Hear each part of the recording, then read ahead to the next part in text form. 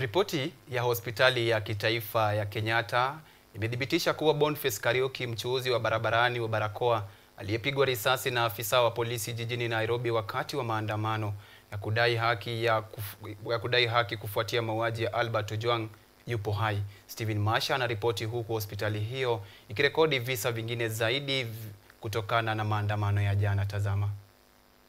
Hospitali ya kitaifa ya Kenyatta sasa imethibitisha kwamba Boniface Kariuki Mwangi, kijana mchuuzi wa barakoa aliyepigwa risasi na afisa wa polisi wakati wa maandamano ya jana, bado yuko hai. Kulingana na hospitali ya Kenyatta, Boniface alifikishwa hospitalini humo saa 9:16 jioni akiwa hali mahututi kutokana na jeraha la risasi. Ripoti hiyo aidha ilisema nikinukuu, mchakato huu ulidumu kwa saa 2 na risasi iliweza kuondolewa kwa mafanikio. Mgonjwa alihamishwa katika kitengo cha ugonjwa mahututi ya ICU ambako anaendelea kutumia mashini ya kumsaidia kupumua, ingawa hali yake bado ni mahututi. Yuko hai na anapokea uangalizi wa karibu saa 24 kutoka kwa timu yetu ya madaktari. Mwisho wa nukuu.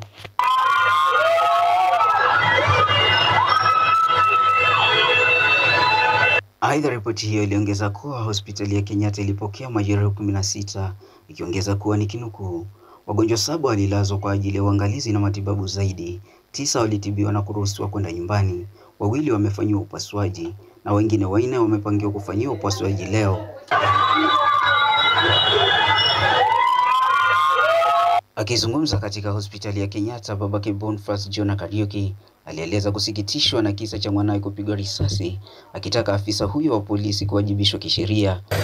Tuseme nimemlea kwa shida sana, lakini sasa niko na huzuni kulingana na sasa mahali yako, lakini si mbaya sana. Tutaomba bado atakuwa poa. Ningeomba hao askari wanafanya hiyo mambo wakome, juu wanapiga mtu wa innocent, mtu ana maneno, mtu anajitafutia.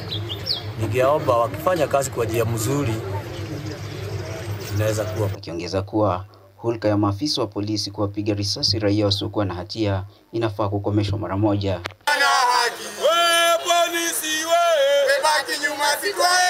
Edward Kagia, aliyekuwa katika shughuli za uchuuzi na Boniface Mwangi, alieleza jinsi askari walivyomfuata na kumfuatilia risasi Boniface hata baada ya yeye kunyosha mikono ishara ya kujisalimisha, akilaumu maafisa hao wa polisi kwa kukosa utu. Alikuwa anauzia mask pale Imenti.